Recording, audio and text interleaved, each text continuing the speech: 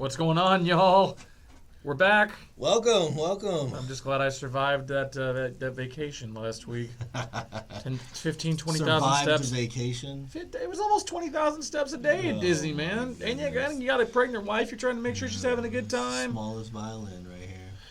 You're talking about, is that the money sign? Are you trying to do the money manziel? I don't need any of that in this show. Oh, man. No money manziel. No. Welcome, everyone, to Historically Athletic.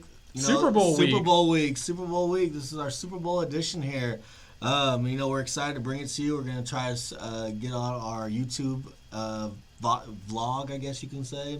In some respects, Video podcast, however you want to describe it. But definitely enjoying it. We took a week off last week. Like CY had said, he had enjoyed a vacation.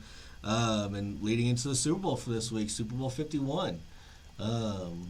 Or is it not 51? 51. It's 56, isn't it? It's 56. Because remember last year, LV, look at your jersey. Look at my jersey, right? Yep. I wanted to make sure I showed out, wanted those Bucks to make it back-to-back. It's been a long time since we've had back-to-back Super Bowl champions, talking about those early 2000 Patriots there. But one of those things I just wanted to show out, especially doing our vlog. I wanted to get the Super Bowl gear out. I was excited about that last year. Yeah, at least your team finally became relevant after almost 20 years and nothing. Yeah. It's almost as bad as the Cowboys drought.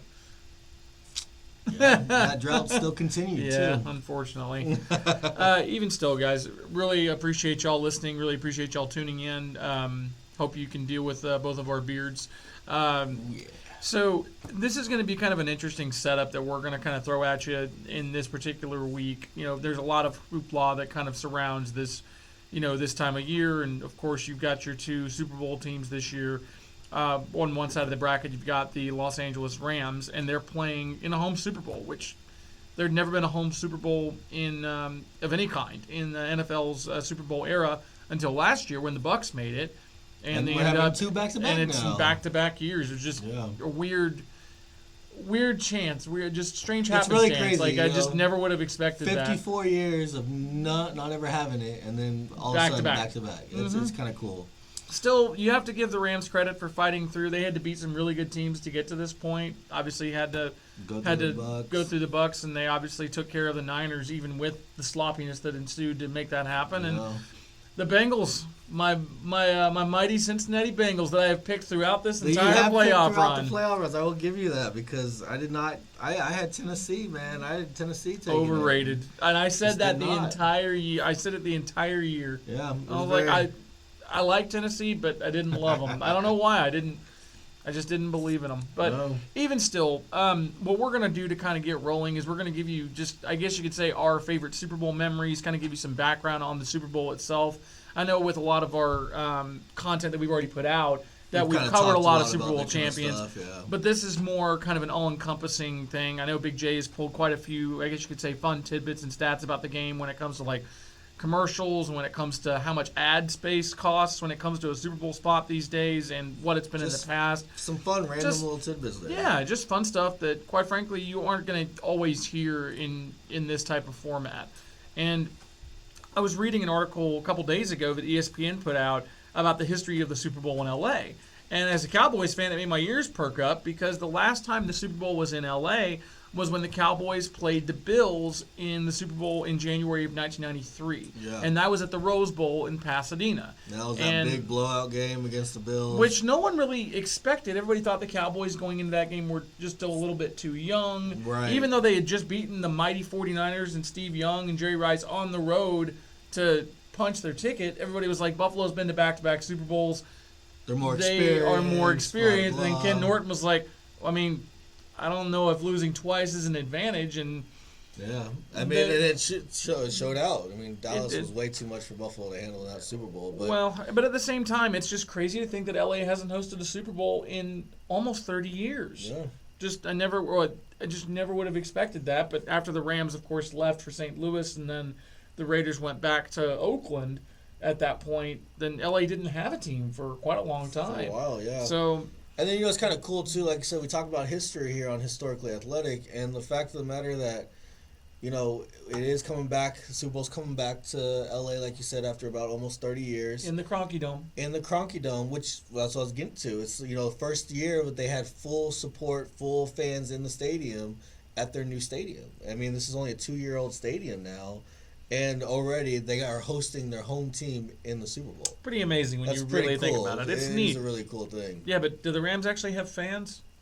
I don't know, man. After those NFC, that was a joke. But after the 49ers go there, they were talking. There was like a 60-40 49er fans in that stadium and things. It's kind of interesting. Well, I mean, as we've spoken when we went over the Rams' history in our last little history segment, the Rams do have a very rooted history in LA. Oh yeah. And I think it just probably took some time for those older fans that had been there when the Rams were in Los Angeles, kind of letting their kids know, like, look.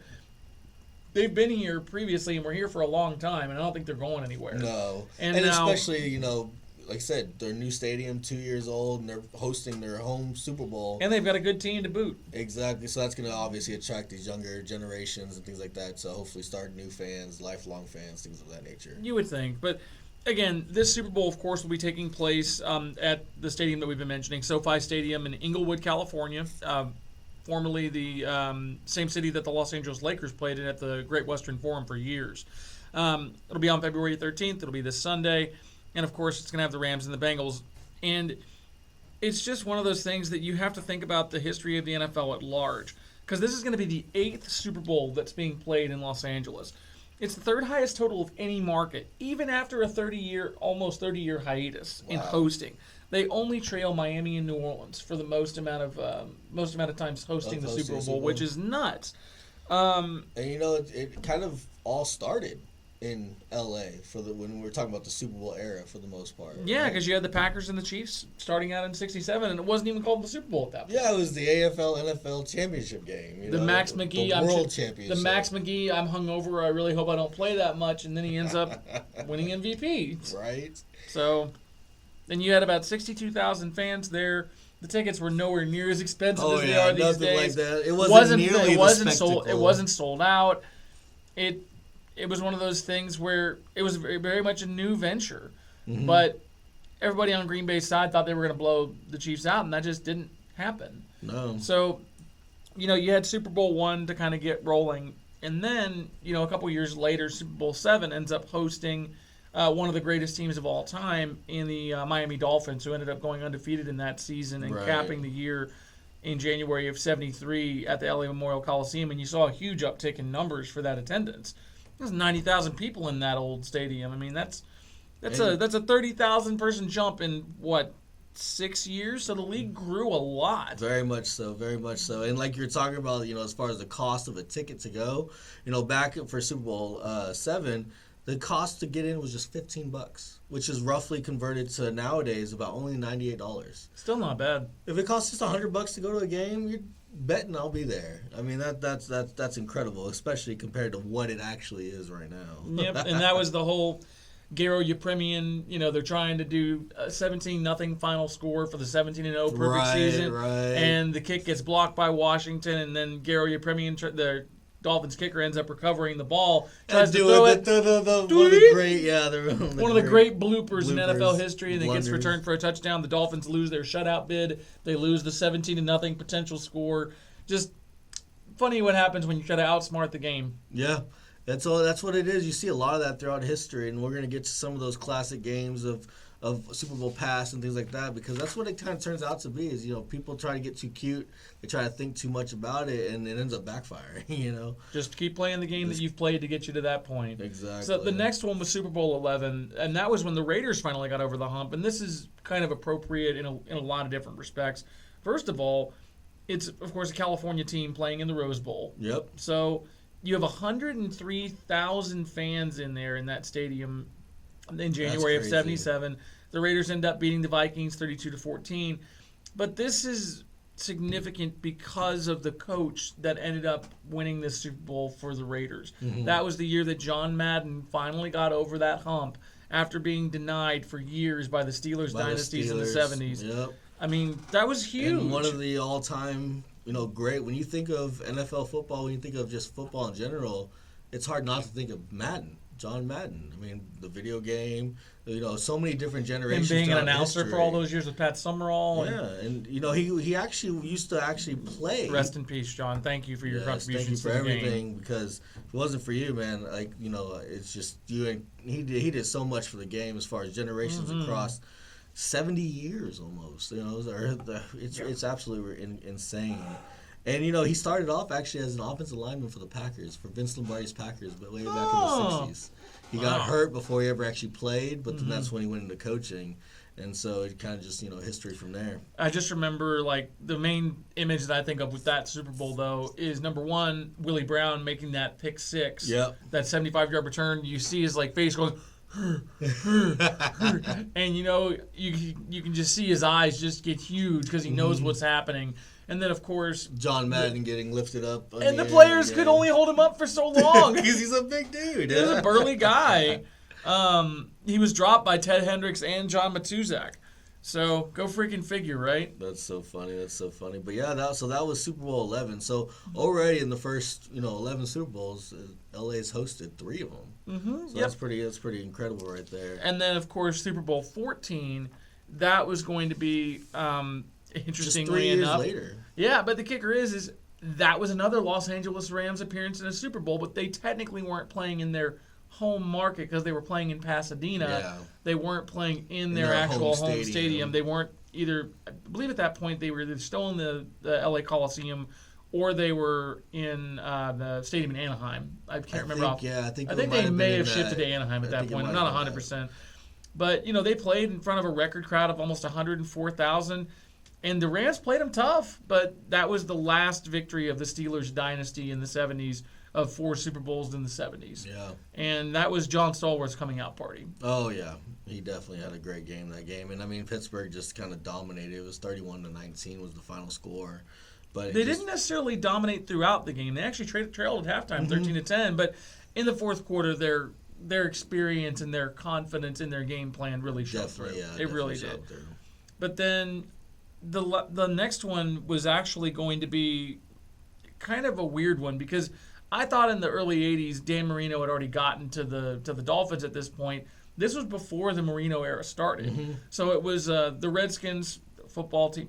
I am not calling them the Commanders in this context. They were not the Commanders at that point. They were the Redskins at this point. They were the Redskins at this point in their history. And this was when John Riggins and the Hogs ran over the Dolphins 27-17. Another one in the Rose Bowl. So that is, let's see, how many were in the Rose Bowl at this point? So 2 were in the LA Coliseum. 2 in the and Rose then Bowl. 3 in the Rose Bowl. 3 in the Rose Bowl at this point. So the Rose Bowl has actually hosted more Super Bowls than the LA Coliseum, and understandably so. And it looks like we're going to get to another Rose Bowl game when the Giants and the Broncos meet. So. Yeah, that was so after Riggins had that big run in his big game to win that one for the Redskins, Super Bowl 21 is when Phil Simms ended up setting the completion percentage mark for a Super Bowl game. Mm-hmm. Remind me, what were his numbers there? I thought they had it written down in the article. I don't see it written down here. Let's go to the next page just in case. No, but I think it was about 70%. I think he had. It was higher than that. It was in the 80s. I think he was like 22 of 25 or something like that. Let's take a look here because I had the links pulled up here. Yeah. So in a game, passing completion 88%. Good gracious. It's incredible. I was thinking of Troy Aikman's passing completions over a career of 70%. Gotcha. But that was Phil Simms, leading the Giants against the Denver Broncos and John Elway. That was right after John Elway had done the drive in Cleveland and won that ball game to win the AFC Championship game. And then the Giants just blew the Broncos out, and that was their first. That was their first Super Bowl, and their first Super Bowl win under Parcells, first Super Bowl win as a franchise. Yeah. Which they've got 4 now. They had 2 under Parcells, and then they had 2 under Coughlin when they beat the Pats twice. So go figure. Right. And then, of course. Cool? And then, like I said, that one is at the Rose Bowl. And then our final game, that was the last one hosted in California. Which we actually kind of started out talking about. Right, which the Cowboys and so forth, beating the Buffalo Bills. But that was actually hosted in the Rose Bowl, too. So out of the, 7 times previously to this year's Super Bowl, the Rose Bowl hosted them 5 times. That's crazy. Yeah. That's pretty interesting. I can kind of understand why, though. I mean, that setting. Have you been to the stadium? I have not. I've heard it's beautiful though. It is.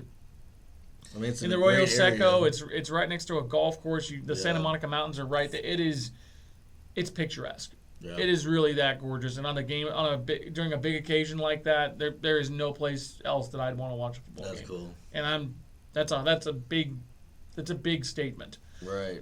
But yeah, I love thinking about all those old Super Bowls that LA has hosted, and of course I hope we get a classic.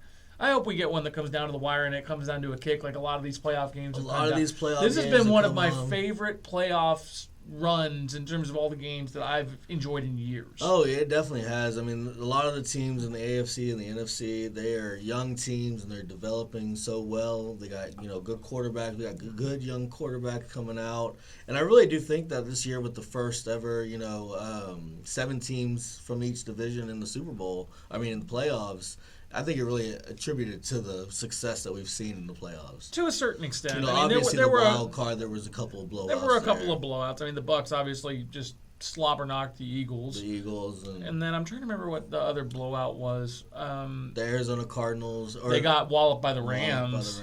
Yep. And then the Cowboys. Well, that wasn't a walloping. That was just sad. It was just sad. But then it felt like it was going to be a walloping during the whole first half. But I'm trying to remember with the AFC, the Bengals game was pretty close, and then Titans game was pretty close. Well, the Titans didn't play in the walk-up round; they had the bye. But so I'm trying to think. The Chiefs game wasn't particularly close against the Steelers. No, that was one of the blowouts. I don't think the playoffs really got good until you got into the divisional round. Yeah, so that's kind of a counterbalance. Like I liked it that there was an extra team in the playoffs. I don't think that the really good football started happening until the divisional round really commenced. Yeah, and I really did enjoy the fact that only one team got the bye. Like, really? Yeah. The bye almost kind of puts a damper on your team because, towards the end of the year, you're on more of a roll than anything. It's that momentum. You want to keep your momentum going. And when you both get that number bye, one seeds gone in the divisional round. Gone. Yep. It's not a surprise to me. No, not at all. So I kind of wanted to throw this over to you just in terms of your, I know you had a Super Bowl standings chart that you got in front of you. So, I don't even remember off the top of my head, like, how many franchises haven't won Super Bowls? So, there's 32 franchises within the NFL. Only 20 of those franchises have actually won a Super Bowl. So, just a little under two-thirds. Just a little under two-thirds. 8 of those teams have been to a Super Bowl, never won. And 4 lowly teams have never been to a Super Bowl. Lowly, that's a little hard. Well, especially talking about the Cleveland Browns, who have been around since before the Super Bowl era, for them to never even make it to a Super Bowl. At least they've got some NFL championships with Jim Brown to kind of fall back on an autogram, so that's something. Something, if you were, the one of that generation still. And then the Detroit Lions, again. Same thing. But then, you got your 2 earlier franchises in Houston and Jacksonville that have not made a Super Bowl appearance. It should still be the Houston Oilers. I did like the Oilers so much better as well. I hate the Texans. But technically, the Oilers are in Tennessee now. Don't remind me. But yeah, so that's the thing. That's what's crazy about it is some tidbits here. 2 teams have been 4 times to the Super Bowl and come up empty all 4 times. Vikings and Bills. Bills, obviously, as we've talked about in the past, gone back to back to back. Back to back to back to back. Did I say? I thought I said. Oh no! But 4 times you go in a row. If you haven't watched it, the 4 Falls of Buffalo on ESPN, and I found out you can find that on Disney Plus as well. Really? Yes. Oh, they did start adding some of those new 30 for 30s on there. Yeah, it's just people don't always appreciate those Bills teams like I feel like they should. I know they've got like 5 to 7 guys in the Football Hall of Fame, which they deserve it. Those were good. They were very good teams. Good teams. Oh, they just got really Bruce bad luck. Smith, Thurman Andre Thomas, Reed, Jim Kelly. Was it Andre Rison? Andre Reed. Okay. And then Jim Kelly, obviously. Just some great Hall of Fame players on that team that they never got the ring. It's sad. It's very sad. But yeah, and I'm hopeful that Josh Allen can eventually break that quote-unquote curse. I think the Bills, after what happened to them in Kansas City again, I have a funny feeling they're going to come out with a vengeance next year. But we'll see. But then with the Vikings, that's the Bud Grant years in a lot of respects. I think he was the coach for all of those, if I remember right. I'm not entirely sure. It doesn't state coach here. It does state starting quarterbacks. Frank Joe Cap and Frank Tarkenton. Yeah. I'm 99% sure. Was 0-3 on those ones, but and then Joe Cap was 0-1. Yeah. I'm 99% certain that Bud Grant was the coach for all of those. Okay. And those Viking teams were known for their defense. The Purple People Eaters. Yeah. But it just never happened. Again, for you go to the team, and that's the Super Bowl. It's, only one team can win if they're the best team in the nation at that point. And what's interesting is talking about our Cincinnati LA Ram game that we got coming up.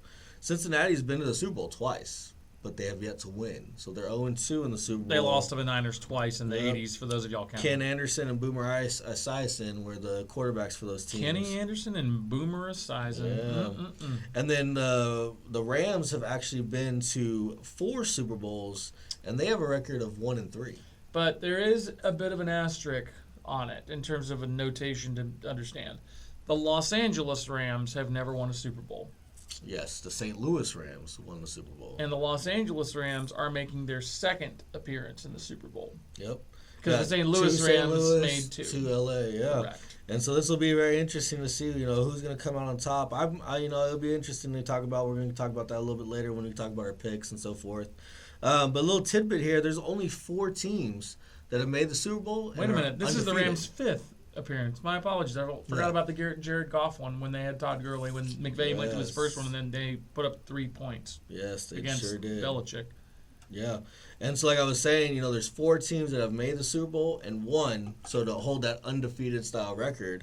And, the New Orleans Saints and the New York Jets have only been to 1 Super Bowl in which they won. Yeah, the Saints ended up beating Peyton in Super Bowl 44, and then, of course, the Jets won. The great Sean Payton call where he does the onside kick to start right the second after half. Yeah. And then, of course, Joe Namath got the guarantee game against the Colts. Against the Baltimore Colts, yeah. And then the other 2 teams that are undefeated in the Super Bowl would be my Tampa Bay Buccaneers They're 2-0. and the Baltimore Ravens. And they're 2-0. And they're 2-0, with Joe Flacco, Trent Dilfer. And then with the Buccaneers in the early 2000s with Brad Johnson. How in the freaking Ravens won 2 Super Bowls with those guys at quarterback? Defense. Oh, right. Defense. Defense wins championships, baby. Weirdly enough, that's becoming less and less true to a certain extent because the way the game has definitely changed over the last shift more and more towards offensive evolution, I guess you could say, and the defense has to adapt. But we've talked about that too when we were talking about in our divisional round podcast. We were talking about we didn't like the way the overtime rules happened with Josh Allen, the Kansas City Buffalo game. But that's the thing.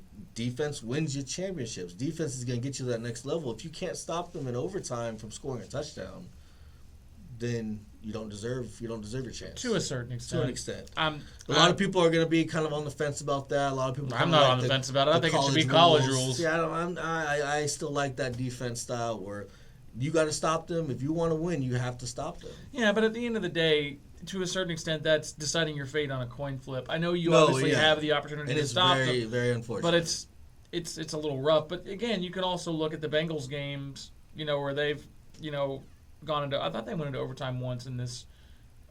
Did they go into overtime in this playoff? I can't remember actually. I think they went into overtime with the Chiefs, and then they stopped the Chiefs, and then they got a game-winning field goal. Yep, that's exactly what it was. So to a certain extent, it backs up what you're saying in some respects. But and then just another little tidbit too. There's only been 1 overtime game in Super Bowl history. Was that the? Wait a minute. Wait. Was it the Patriots? Was it 28-3? 28-3 with 3 minutes left in the third quarter.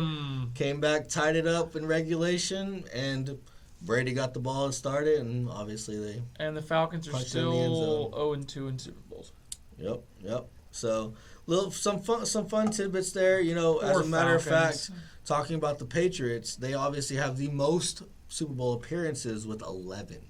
9 of those coming from the time that they've had with Brady and Belichick. The GOAT tends to help. Oh, definitely. And then 2 of those coming with Bledsoe and Tony Eason.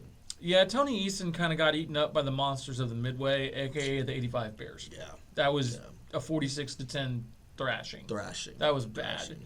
So, you have to think about the successful franchises in the league when you look at the top of that list in terms of historical, powers. Other than Other than really the Patriots have really established themselves in the last 20 years when they were really within that. They were garbage for a long time, and then Belichick and Brady showed up, and they've been very, very competent ever since. Right. But you've got the Steelers, the 49ers, the Cowboys, and the Giants up there with the Packers. And then a little bit further down the list, you got Denver Broncos. They've been in the Super Bowl 8 times. The Broncos, ever since the Orange Crush year when they lost to the Cowboys in New Orleans, they've been in contention in some form or fashion, really ever since that point, and especially once they drafted John Elway and had him there for 15 years or however long he was there. He went to 5 Super Bowls himself, losing went 2 and 3, but he won his last 2 against the Packers and against the Falcons. Yeah. But that kind of leads into, our, I guess you could say, favorite Super Bowl memories. Yeah. And I'll be honest, in terms of my childhood, there are 2 things that come to mind when it comes to Super Bowls, like as we were growing up as kids. Actually, I'll give you 3. Okay. The first one was Larry Brown's interceptions against the Steelers in the 95 Super Bowl in the Cowboys' last appearance, because I didn't think they were going to win. My stepdad didn't think they were going to win. The Steelers had all the momentum in the second half, and 2 boneheaded interceptions thrown by Neil O'Donnell, the Steelers quarterback, pretty much gave that game to the Cowboys. Yeah. Dallas was not what they were in 95. Larry Brown ended up getting MVP though. He did, and then he went and signed a huge deal with the Raiders, and he was never heard from again. No offense, Larry. I know that your career did kind of take a turn. I don't mean to. It kind of reminisces, my Tampa Bay Buccaneers in 2002. Dexter Jackson had 2 interceptions, 1 return for a touchdown, 1 Super Bowl MVP, and really just petered out. Never heard of him. But that actually kind of is a nice lead-in, because that Cowboys Super Bowl was memorable for me. The 97 Super Bowl, when Denver was playing Green Bay. And Super Bowl 32. The Packers were just rolling with Favre and Holmgren and Antonio Freeman and Dorsey Levens. They just came off a Super Bowl win Mark the year Chmura, prior. like they were rolling. Yeah. And Shannon's brother and Sterling Sharp. So, oh, man. Well, Sterling wasn't on that team at that point, though. He had an injury and unfortunately had to retire. Was it before that he had that injury? I thought it was after that. No, he got hurt in the mid-'90s, unfortunately. I think it was his neck. Yeah, no, that's what. Yeah, it was a short career because of that. Yeah, it was mid-'90s. I could have sworn he was there for those. No, you're right. He didn't get a Super Bowl with them. Unfortunately. No. Yeah, he was a great. He was a heck of a player. But, and speaking of that Super Bowl 32, the Broncos versus the Green Bay, I actually have some notes here from that because during some of my research, NFL Films, they do their top 10 lists and things like that. That actually is number 5 on their greatest Super Bowls of all time. I can understand why, and specifically that whole, John Elway scramble in the helicopter run. That's what you do. Loved it. You knew they were going to win. Because Elway put his heart and soul into that run. When you see that old man running down to put everything on the line, because he didn't even score a touchdown that play. He brought him within the 10 or the 5. No, he got inside the 5, if I remember right. And then TD punched it in, and speaking of Terrell Davis, that was the migraine game. He was prone to migraines, so that was the game where they got it on NFL Films and the recording and the audio where Coach Shanahan is telling him, TD, we just need you out there because TD was having the migraines, he couldn't see, and we just need you out here. We're gonna fake it you because they're never gonna believe it if you're not out there, and that's all you needed to do, just to be able to fake it. Elway rolled out, threw a touchdown, and so forth. That was one of my favorites. That was a great one because, like you said, Green Bay was going for back-to-backs. That was the height of Brett Favre. Everything going on in that. And the Broncos ended up going back-to-back by beating the Falcons the next year. And I'll give you 2 more because there's a link here based on some of the stuff we've already talked about. I remember watching The Greatest Show on Turf in that first year when Warner and Isaac Bruce and Torrey Holt and Marshall Faulk in the old-school Rams jerseys. Mm-hmm. And they were just the yellow and the blue, and they were so fun to watch. I know they were frustrating for the Bucs because y'all lost in the NFC Championship game to them, and I know y'all were trying to get over the hump at that point. Yeah. But man, that Rams team was fun to watch, and that Titans-Rams Super Bowl. I know we've talked about it a decent bit because of the historical portion we did on the Rams recently. That Titans-Rams Super Bowl, I remember watching it with these Rams fans that were good family friends of ours. We were in this second story theater room at their house. Probably one of the most fun atmospheres I've had watching a Super Bowl in my life. Oh, for sure. It was unbelievable. For me as a kid, we were watching that Super Bowl, and I still remember the last play. as McNair to Dyson, and then Dyson's Jones reaching up, and Mike Jones, Mike Jones stops him 1 yard. Not even a yard. It was like a foot short. It was amazing. I mean, it was an amazing football game. That was a great game. It was a dramatic finish. It's everything you want as far as your Super Bowl is concerned. And then the last one that I remember, I was at I can't remember if I was at a lake house or if I was just at like a little thing with my church with my it was called UMYF. It was United Methodist Youth Fellowship. So I was hanging out with friends from church, and I went to a Super Bowl party with them. And that was when the Bucs won their first Super Bowl. And the first thing that I thought when Rich Gannon was throwing his Super Bowl high 5 interceptions. 5 interceptions, baby. 3 which were returned for touchdowns. So as I was watching that ball game, I'm not going to lie, man, the first thing I thought of was, holy crap, Josh has got to be so freaking I remember happy. where I was. I remember watching that Super Bowl. It was, it was a blowout, 48-21, and 12 of those points came in the fourth quarter off of just kind of bogus plays for the Raiders, because really the game was over. It's 34-3 for the most part, 34-6 maybe. And, I mean, that was one of my favorite games just because, obviously, Buccaneers, we get our first Super Bowl win. I had been a fan for that point for a good 4 or 5 years, because it was about the mid to late 90s when I transferred from Cowboy fandom to Buccaneer fandom. Yep. And, like I even got my little notes here from that one, talking about it. Mike Allstott started the game off with a 2-yard touchdown in the he didn't start the game off with it, but he had gotten a 2-yard touchdown, and I loved Mike Allstott.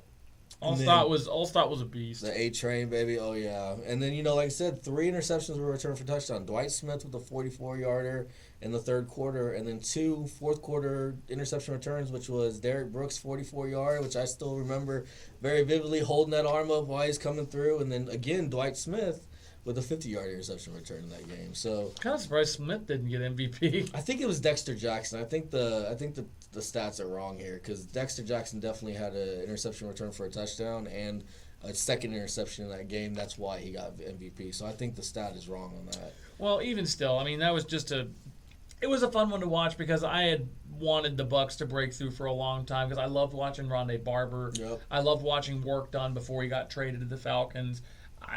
I like that Bucs team. Oh, yeah. I loved watching Derek Brooks. I loved the fact that y'all finally took out the Eagles. It was finally neat. It was with neat Rondé's game winning to close down the bet. Yeah, I loved Warren Sapp, and that was really Simeon Rice. And I'm just gonna tell you, like as a kid, and for all the dads out there, I've got a 5-month pregnant wife, so we got a little boy coming end of June, 1st of July, depending on when the C-section is scheduled, if you will. And I learned how to read and read well and understand math and understand, different things in that realm by reading the sports pages. I'm dead serious. I believe it. Knowing you growing up when we were in school, this useless book of information as far as statistics, as far as anything you can. But that's where it came from. Sports, I believe it. That's where it came from. You probably just sat around reading Sports Illustrated. Well, but here's the deal, though. I was sitting in there used to be a Chili's. For those of you that know the area that we're from here in far north Dallas, there was a Chili's at Park and Preston for years, at Park Road and Preston Road, Park Boulevard, sorry. And we used to go there on Friday nights. And that's where I would read the sports pages. I would always read the MLB standings, the NFL standings, and kind of all the stories that were going on in the leagues. And that was when the Cowboys were really good, of course. That was, early to mid to late 90s. Yeah. And that was right when the Bucs were starting to kind of build up their team and get out of the creamsicle orange days. And, jerseys. I know I was watching some highlights from that Super Bowl that we were just talking about, the 2002 Super Bowl, and just looking at everything different. That was only 20 years ago, but I mean, the technology as far as the helmets have changed so much. There were those old Rydell, just very smooth, round helmets, simple helmets. The pads were so big and bulky. Everyone wore hip pads, knee pads, thigh pads, and nowadays you'll be lucky if you see anybody wearing knee pads or anything like that. And all the different crazy generic or whatever they're called, generational helmets and things of that nature. Well, they're trying to do their best to limit the concussions. I get it. Game. I get but it. the kicker is you just don't understand how many memories, in some respects, are tied to events like this. Yeah. Because I could probably tell you where if you gave me a number, like Super Bowl, for example, Super Bowl 49 with the Patriots and the Seahawks, when Malcolm Butler had that ridiculous interception on the goal line. I remember where I was for that. Yeah. I remember watching that game too. That was one I of the couldn't other believe it. ones. I thought the Patriots were going down. I thought the Seahawks were going to go. Was that back-to-back for the Seahawks? That would have been back-to-back for the Seahawks. You know, it's funny. Like I said, I was kind of there's been several times where it's been close to back-to-backs, and these teams just can't go through with it. And, you know, some stuff like that happens. You know, Seattle versus New England of Super Bowl 49, you know, with, what was it, 2 minutes, just a little bit over 2 minutes left. Brady marches down the field, takes the lead 28-24. And but then Russell Wilson comes right back. Russell Wilson comes right back. You know, I completely forgot watching the highlights, getting ready for this. You know, there's been so much drama that's happened, especially in the last 15, 20 years with these Super Bowls. And that was the game where Russell Wilson threw a ball to Javon Curse, or not Javon Curse, but I can't remember his first name. Curse, number 15, the receiver. Jermaine Curse. Jermaine Curse, there you go. And that was the one where it was tipped up. He fell on his back and catches it, bobbling it on his back. Oh, that's right. And then gets up and just scoots into the 5-yard line, like within the 10-yard line or something like that. One of those crazy, ridiculous circus catches by Curse. Very next play, they hand it off to Marshawn the Beast. Gets down to the 1-yard line. I mean, the most obvious thing to do. Run the football. Run the ball with Marshawn Lynch. And Pete Carroll outsmarted themselves. Exactly. Just like we were talking about early on. You know, you get too cute with these situations. You want to throw a quick slant into the inside. And Malcolm Butler, being a rookie free agent at the time. One of the most clutch and instinctive plays. And he got really lucky, too. Don't get me wrong. 100%. It was all film study. But he made the play. He even said it after the game and being interviewed and things of that nature. It was all film study. He saw the formation, and it was that stacked formation. And you the know tendency. with the tendencies of that stacked formation, the underneath guy is going to have a quick in slant. He jumps in front, intercepts it, takes it down like the 2-yard line. Brady goes out there, knees it, game over. I mean, incredible. And I remember watching that game because at the time I've always been kind of, you know, somewhat of a Brady hater, and I remember watching that game thinking, oh, here we go, they're going to punch it in the end zone. Brady's on the sideline, he's upset to say the least, and then Malcolm Butler gets that, and he is jumping up and down like a child, man, who just, you know, they're going to Disney World, you know, that's the thing, they won the Super Bowl. I was just there, so I can relate, Tom. And that's the thing, you know, it's one of those crazy just scenarios with the drama that leads into it and everything. So much fun for these finishing moments. And speaking of that Super Bowl, that was ranked number 4 on the list. And we're going to go through the top 5 here. You know, number 3, another New England Super Bowl, which was Super Bowl 42 against the Giants. Not great memories for Pats fans, though. Not great memories for Pats fans. Was that the undefeated year? Undefeated, 18-0 New England Patriots going into the 9-7 Road Warrior Giants. Oh, wait. Was that the same Giants team that knocked out the Cabo Cowboys? The Cabo Cowboys. That was 07. That was Cabo Sand. Zeke running in Cabo Sand. That was Zeke and Dak's rookie year. No, it wasn't. No? What are you talking about? 2007. This was Romo and Witten. That was Romo and Witten and Bobby freaking Carpenter. Yes, and that was the Jessica Simpson year. That was the Patrick Creighton drop. That was my quarterback. Yeah, Terrell Owens. I think that was a little later, I think that might have been, still. but still. But, you know, speaking of that Super Bowl 42, you know, 18-0. They're trying to make history. Dolphins, the only team to complete a full season undefeated. And they had not been able to pop that champagne yet. And I bet that had to have been the most satisfying champagne. Yeah, at the end of that Super Bowl. Because it came down to the final 2 minutes again. It was 1 minute, 15 seconds left. The Giants are down in the fourth quarter. And Eli Manning, of all people, somehow evades. Like 2 or 3 tackles? A whole jersey grab, everything. The most clumsy quarterback. I think Michael Strahan says it in the what's it called? The Greatest Games. Greatest Game. Most clumsy of quarterbacks escapes, heaves it down the field, and that's the helmet catch by Tyree. You know, holding on to it. Very next play. Rodney Harrison's trying to knock it out and everything. Yep. And then just that led easy. You know, after that, it's kind of those moments. You know, just like we talked about. Plaxico Burress. Yep, and then Plaxico Burress with that touchdown to lead the game and win it. You know, a minute 15 left, and that's what happens. Those few plays conspire, and it ends up history. Didn't Wes New Welker England have 18-1? I think Wes Welker had a big drop in that game too, and if I remember right, so did Asante Samuel. They might have, yeah. Asante Samuel had a big interception drop. Yeah, it went right was through that his 07 hands. or 2011? I think that was 07 because I would have held on to the undefeated. And then going into Super Bowl 43 the very next year. That was another 08. great game. Another great game. That was in Big Ben's Pittsburgh pomp. and Arizona. And Kurt Warner's redemption tour. Kurt Warner's redemption tour. Kurt Warner actually holds 3 out of the top 6 records for passing yards in a Super Bowl. Mm-hmm. 3 Freaking of nuts. them. And Tom Brady has 2 of them. He's the top 2 on those. Yeah, he's got 9 appearances. Yeah, well, or 10. Sorry, 10 with the because he had one with the Bucks.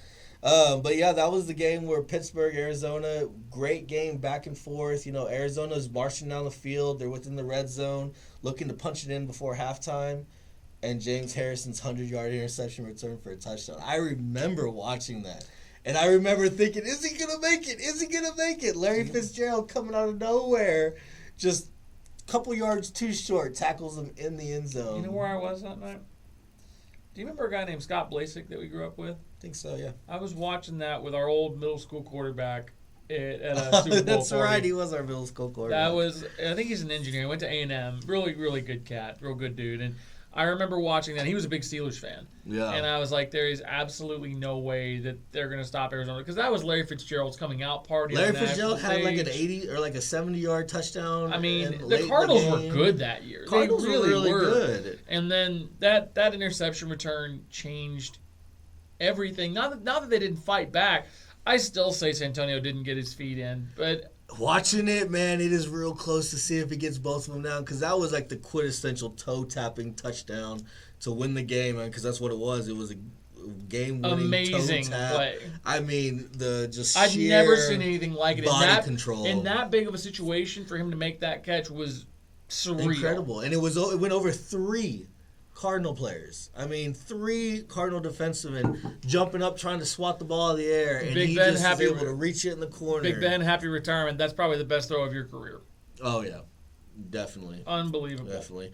And then obviously on NFL Films with their top 10, their number 1 Super Bowl of all time. Super Bowl 51. Hate it. Which is also the first ever overtime Super Hate Bowl. That was when Atlanta was up 28-3 with just over 3 minutes left in the third quarter. Run the damn Just football. over 3 minutes in the quarter. And that's what it takes. Certain things come through. They get cute. They try to be too fancy with their play calling, and things backfire because that's all it takes. It's like a snowball. Once that snowball gets rolling, it's going to get bigger and bigger, and that especially against a come, seasoned team like the Patriots. Especially in a big moment like that too, because what happens? New England goes down, scores. It's 28-9. The Edelman ridiculous catch that he makes. The Edelman ridiculous, yeah, because he jumps, he dives in there, grabbing it. I mean, so many things go on in that game. Matt Ryan gets sacked by Dante Hightower, and in doing so, fumbles. New England gets the ball, short field, goes down, scores. Everything leads up to it. They get into a situation with just seconds on the clock, tie it up, go into overtime. Like you said, the coin toss. It comes down to a flip. Brady gets it. James White gets into the end zone. I mean, absolutely crazy scenario. And again, first overtime in Super Bowl history. That was the one time that I won Super Bowl squares, and I was mad about it. Because the game kept just going back and forth in that fourth quarter. Right. And I'm just like, well, not back and forth in terms of scores, more like they're climbing back. It was just craziness. And I was just like, I'm at my buddy Evan's place down in Highland Park, and I'm just like, I want the Falcons to win this game, and I'm going to win Super Bowl squares at their expense. Yep. I am not happy about this. I'm not happy about this. Because I genuinely wanted the Falcons to win that ball game. Because they still never won a Super Bowl. They got beaten. The Dirty Birds got beat by the Broncos in '98 in Super Bowl 33 for Elway to get his back-to-back. Yep. And then that happens. That happens. I mean, that's one thing that you can't come back from. Can't legislate because that. Atlanta has been kind of rough since that Super Bowl. That's a big hangover. Dan Quinn, your defensive coordinator over in Dallas right now. He never recovered from it. Could not recover from that. But I'm surprised that Kyle Shanahan got back to a Super Bowl with the Niners and has had as much success as he's had, considering the big role he played in that meltdown. I mean, that's the thing is, like you said, you get too cute. Run the ball. Run the ball. I'm with you. Control the clock. Old school football, ground and pound. Don't Just do what you stress. got to do to secure the win. Exactly. Do what you can. And then, at the very end of the day, again, one of my other favorite Super Bowls of all time, for me personally, last year's Super Bowl win. Because 2 Super Bowls with the Buccaneers, 2 big defensive stands. Because, again, defense wins championships. Who the heck would have expected y'all to hold the Chiefs to 9 points? 9 points, and just a fury of it, too. I mean, 2... Y'all kicked their tails. 2 interceptions by Mahomes. I mean, even still with the offensive line trouble that they had and the amount of scrambling that Mahomes had to do, I still remember watching that game where he threw the ball lateral. He was throwing it all over the place from the craziest angles, and he was still getting to his team. Tyreek Hill hits him in the hands, drops it. Mecole Hardman hits him in the hands, drops it. Darrell Williams. I mean, it could have been a much closer game, even considering how well our defense played, because of what Mahomes was able to do. And the fact that, like I said, we still pulled out the win in a dominating defensive aspect. And the first team to ever host a home Super Bowl. And the first team to ever host Super Bowl. So that was a weird Those season. are definitely some of our little favorite, memories and reminiscing on some of our favorite Super Bowls there. Mm-hmm. Now I kind of want to segue into just some fun facts, get a little lighthearted here, and then right before we go into our Super Bowl picks. Yeah. So, just some fun facts here, breaking down some Super Bowl deals here. For the most part, these players, when they go to the Super Bowl, they get incentives, obviously, winners and losers and so forth and things of that nature. Mm-hmm. Last year, the Buccaneers, because they won, each player earned an additional $130,000 bonus. I think it's going up to $150 this year. Which is a nice bonus. And this year it's gone up to $150. Could buy you some of those Cartier glasses that Burrow was wearing. Right. And then maybe get that chain. And even the losers get paid. The losers last year got $65,000. This year it went up $10,000 to $75,000. So these players are still getting paid for They get half. They get half of what the winners get. Exactly. And then fun facts here I didn't realize, but we know, especially with this year's Super Bowl being in California, one of my favorite halftime show lineups that I think has been in the last decade or so. You got Dr. Dre, Eminem, Snoop, Kendrick Lamar, and Mary J. Blige. It's a star-studded event. They don't actually get paid. The performers don't get paid. That's the NFL nuts. pays for the pyrotechnics, the setup, the lights, stage, all all the that. things that go into it. Mm-hmm. But the performers don't actually get paid. It's all based on just the stage. The prestige of being a Super Bowl halftime performer. And all the eyes are watching because this is one of the biggest events of the year. Yeah. It's just crazy to think about that. But really, really cool. Really cool. And then, like we talked about earlier, where we were going to go into the commercial time and the amount of money that these people pay for advertising. You're talking just a 30-second spot even. Just a 30-second spot. That's the thing is most wives, most girlfriends, they're there just to watch the halftime show and commercials. The ads. Yeah. And commercials, because some of the commercials are some of the funniest commercials of that year. I don't know why the Budweiser commercials fit in my head so much, but the Budweiser. That was one of the best. Like the frogs. The frogs, and the then, Clydesdales. And the So, they are memorable. And they stick in your head. Exactly. So, I guess it is money well spent because running 30-second ad during this year's Super Bowl is going to cost the company $6.5 million. Easy. Last year that's up about $1 million from last year. It's about 5.6. Yeah. Considering what was going on in 2020, I can kind of understand it. Right. I can. Right. I mean, this year has been a little bit more normal. And then obviously in terms of attendances and that kind of thing. Getting back to normal. And then obviously with like we discussed, this is one of the biggest events of the year. There's going to be a lot of food eating. Fun little facts here. As far as food, they consume more food on Super Bowl Sunday than any other day of the year, except Thanksgiving.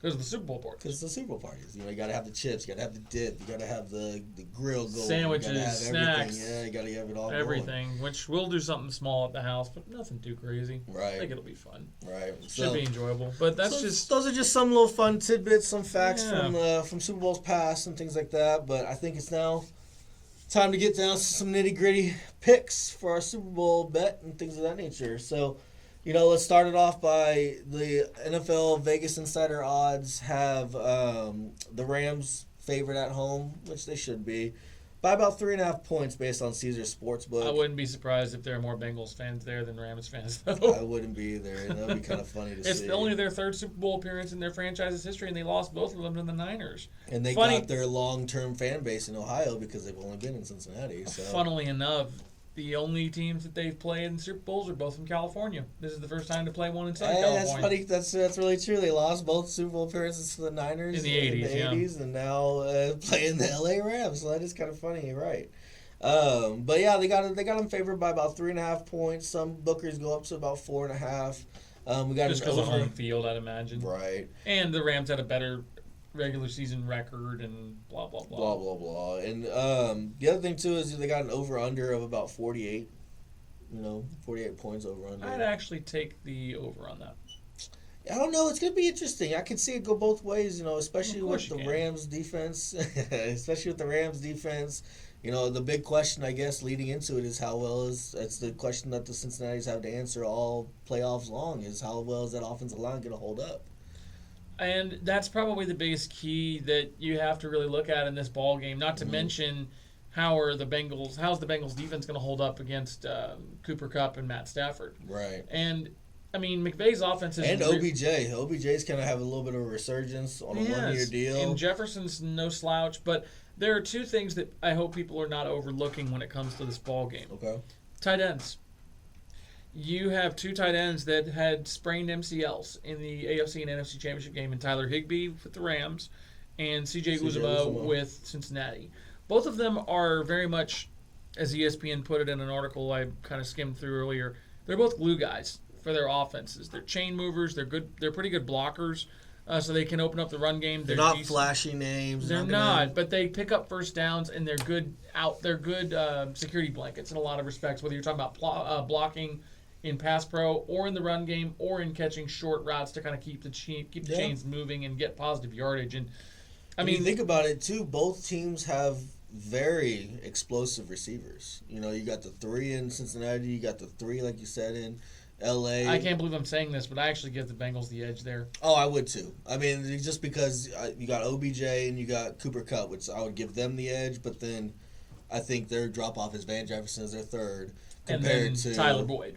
I think I would take Tyler Boyd. Van Jefferson's much more of just that deep threat. Tyler Boyd's a much more skilled route runner, so forth, a little bit more seasoned. And I actually think that Burrow is more accurate than Stafford. Oh, yeah. I bet Stafford's got the big arm. And he's got a better O-line. He's got a better O-line, but at the same time, like you said, Burrow's pocket presence, his poise in the pocket, with that offensive line that has failed him many times. And being able to diagnose coverages at a ridiculously fast pace. I mean, there's a lot of Burrow love going on in the media right now, and I can understand it.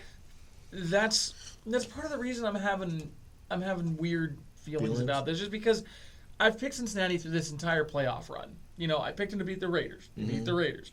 I picked them to beat the Titans when you and many other people called me crazy. Yeah, I really thought and Titans were going to win. And they pulled that out in Nashville, and then they go to Kansas City, and I'm like, Kansas City's going to walk through that one, and they blew Cincinnati won. I mean, that's the Kansas thing. City blew it in the second Cincinnati half. showed the heart and the determination, the will to win, and they took it to overtime, like you said. Even in overtime, they lost the coin toss. And they got a pick. And they got the interception. So, very resilient defense in that regard. Very resilient team. Mm-hmm. And that's the thing is, I feel like the pressure is on L.A. because it's a home playoff. It's a home Super Bowl. They have the big second big stadium, so it's the second year in the stadium. It's McVay's second Super Bowl appearance as a coach. You got Stafford, his first ever run through the playoffs. Or not first ever run, but he got his first ever win. He got his first, so it's technically his first ever run because he's only with the playoffs, I think, 2 times with Detroit in his tenure. And then you got the star-studded cast in LA. Top heavy in some respects, depending on how you look at it. So they still have a good team, though. And I feel like there's just a lot more pressure on them, though. And it's a matter. You feel like the Bengals are playing with house money. Exactly.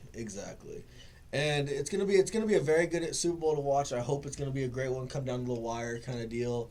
I mean, I don't know. What do you want to say? Where are you gonna go? I really have gone back and forth on this, and just because I know that the Rams' strength on defense coincides with the Bengals' weakness on the offensive line and on the offensive front. And then you got Jalen Ramsey over there too. He's gonna shut down. That doesn't scare me as much. Mike Evans was able to burn him for a touchdown, so that means anybody in the Cincinnati receiving corps can beat him for a touchdown. Jalen Ramsey takes plays off. I've definitely noticed that he takes plays off. We were down against them, and that was one of the things. Is Brady threw that deep ball to Evans. Evans was able to get past them on one of those down plays because they thought they had it in the bag, and he got caught with his. He got complacent. Yeah. So well, it could happen. Jamar Chase is a much more different type receiver than. So is T. Higgins, and so is Tyler Boyd. And the Rams play a lot of zone, so they don't always just quote unquote match him up a ton with just like the stud receiver just because he's Jalen Ramsey. I think the Bengals are really going to have to focus a little bit on their running game, but if it's like a 65-35 split in terms of their run-pass balance, 35% run, 65% pass, I think it actually gives them a better chance to win the game because if you're doing quick passes, choice routes, option routes, things that are, and not to mention throwing it deep, which he's not afraid to do with these great receivers that he's got, and against, in some ways, a vulnerable LA secondary. Right. I mean, I can't go against them anymore. If my wife gets mad at me for picking them and it jinxes them, I'm sorry, honey. But I'm going with Cincinnati in an upset, and I think it's going to be a 31-27 final. 31-27. I like it, Coleman. I like it, CY.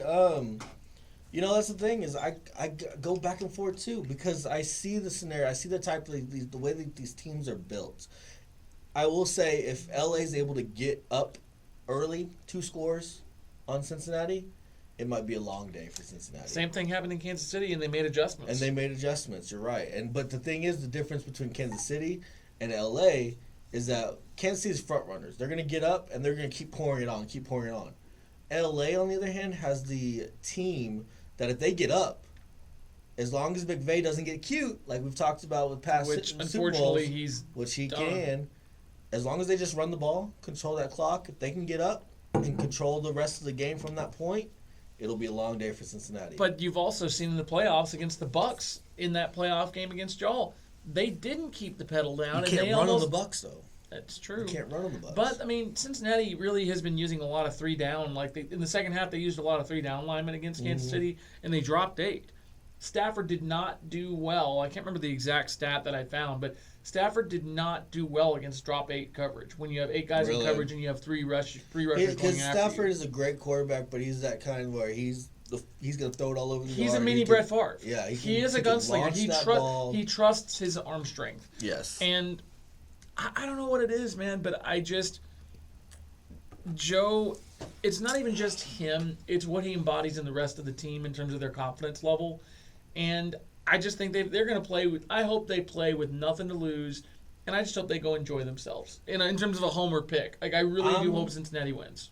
I'm with you. I'm going to go Cincinnati. I want Cincinnati to win more so than anything.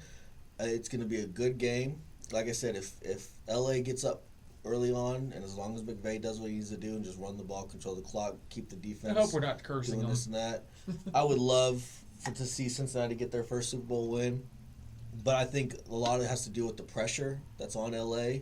The fact that Cincinnati is playing with house money, they have to go in there a little bit more freely, can just play their game. Joe Burrow, Joe Cool. I mean, I think that's going to have a big deal with it, especially if they do get down early. Don't count them out necessarily because Joe Cool can't bring them back. Now, the big thing is, I'm going to go score-wise. I think it's going to be a close game. I'm going to go 28-27. So you're going under. Okay. I'm going under, but I'm going to go 28-27. And I think it's going to be, since I'm picking Cincinnati, I think it's going to be a 2-minute drill, end of the game, Joe Burrow to win the game. So you're finally jumping on the Cincinnati bandwagon. Finally. Took you long enough. I did. I picked against them with Tennessee. I picked against them with Kansas City. I think I picked them in the wild card, but yeah, I think I'm going to go with Cincinnati. I've been burned the last two picks by Cincinnati. I'm switching my pick. So I finally convinced him, y'all. I finally convinced him that he's wrong. It's recorded on video. You know it's here. Truth be told, we could both be dead wrong, and the Rams come out and just throttle, dominate. Yeah, because they might realize have this is that- a once in a lifetime opportunity to win on their home field and they have for that LA. ability. They have that. They do have that style- ability. Style They team. do. And They that's do. the thing is they got Von Miller, who's a previous Super Bowl MVP.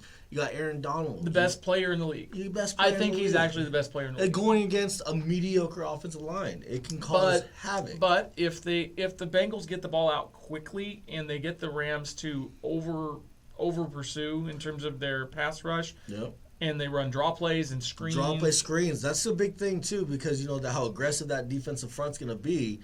You got Joe Mixon, great scat back, great tough back. No matter how I everything feel about it. his transgressions in college, he is a solid football player. He is a solid football player. So you get those quick outs out there. You can then you can work off a lot of that because you can use those short pass game as almost to consider like a run game, and it could be a very interesting game. Zach Taylor versus Sean McVay. They know each other well. Yeah, Been in Taylor the was same on coaching tree. Taylor is off of McVay's coaching tree. He Yep. literally went from LA's coaching staff with the Rams to Cincinnati a couple years ago. So they know each other very well. It's gonna be I hope it's kind of like the last McVay Super Bowl where it was LA versus New England. and that was much more of that chess match style. Wade Phillips, Tom Brady, McVay versus Belichick kind of deal. I hope it's kind of like that, but with more scoring.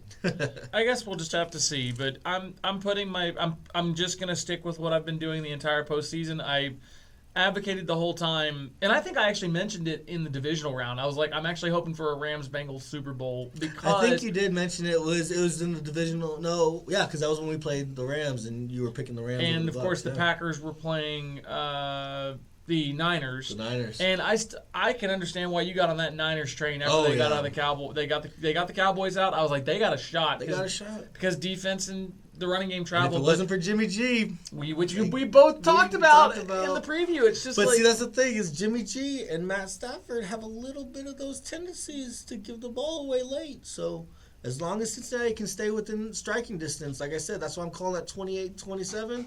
I think LA could be up 27-21 late, turnover late, and give it to Joe Cool. we'll just have to see. And did we go over our NFC and AFC championship picks in the previous episode? I think we did, didn't we? You know what? I don't know if we did or not because I think the last episode we did was the AFC divisional round or the AFC NFC championship game where we were predicting it. Because we had that week. I off. love being right. So yeah, I was 2-0 that week. You were 2-0. I was 0-2. I think. Did you pick the Niners to I win? picked the Niners to win, and then of course you picked picked the Chiefs. The Chiefs, yeah. Yeah, I picked a rematch of 2 years ago. Yeah. So, anyways, yeah, I'm glad I was wrong because this is an exciting game. You know, obviously. I think it'll get good ratings because the Rams are there. Because it's different. You know, it's a different Super Bowl, so it'll be interesting to see. And not to give the Chiefs any slouch because 4 years straight AFC Championship games, they went to 2 back-to-back Super Bowls. Won one of them. Won one of them. I mean, they're still on a great run. They're gonna still be relevant in the AFC as long as they have Mahomes. I wonder how long Kelsey's gonna play. I wonder how many more really productive years he has left because he's already in his early 30s. He's old, but he doesn't take big hits. He doesn't. They spell him pretty well. He's crafty. He's crafty. He's very shifty for his size. But anyways, that's another discussion. But I think to cap off our Super Bowl edition here, see why the guy as usual has a little bit of a beer review for us. So we've been sipping on throughout. We've been sipping on a beer, if you can see it in the camera. It's called Last Snow. It's from a brewery out of Florida called Funky Buddha. Make a lot of good stuff. It's a porter with coffee and natural coconut flavor. The coffee's kind of in the middle of the pour, and then the coconut comes in on the finish on the back end. Dude, that coconut really comes through at the end. You get the nice coconut taste. Great beer for great beer for the winter. Yeah, absolutely. Even though it's like 60 degrees outside, it sure wasn't this time last week in Dallas when it froze. But unfortunately, you can't buy this beer yet in Texas. Maybe at some point. But that trip to Disney was refreshing. I don't think I realized how much I needed it until we got out there and then we got back. No, okay. I'm just saying. No, I'm glad for you. Pregnant wife. I mean, you need it. Like I said before, the real stress comes out, and the real fun starts because it is fun. It's a lot of fun, but it's going to be a lot of things. Well, and then we've got Mardi Gras next week. Yeah.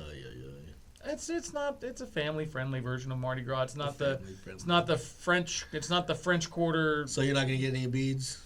I mean, I'll be throwing the beads. Oh, okay. Yeah, but it just depends on what people do in the crowd for them. Like But I said, anyways, family guys, friendly. But anyway, guys, we liked it. Thank you for being with us throughout this whole 2021 NFL season. We started off first week of the NFL, made it through playoffs, so forth and so on. And he's still alive, and so am I. So we haven't must have killed done each other. something Yeah, right. right. We haven't killed each other going over this and prepping for it. It's been a lot of fun. Definitely been a lot of fun. Stick with us. We may be kind of in and out from week to week, but definitely going to be talking more sports. We are a sports podcast. We like to focus on the NFL during the NFL season and so forth, but we also like to focus on the history of sports. So that just means all sports. We're going to talk basketball. We can talk college. We can talk baseball a little bit of hockey from time to time. We might have to do like a bit of I guess our entrance to college football will be kind of with what happens with the draft. And then maybe that's kind of a lead into doing a little bit more college football coverage next fall. Recruiting classes and things like that. Yeah. I can help on that, and then on the top of that, you can also think about March Madness when the college basketball tournament That's when I get into it. That'll be fun. For the other sports, it's one of those things. I'm a football guy. It's football all year round for me, really, but especially during the season, it's all football. Most other sports, NBA, hockey, baseball, those kind of things come for me more so in the playoffs when things get more exciting and so forth. Well, and so understandably so, in terms of like just being a casual fan. I Yeah, totally get that.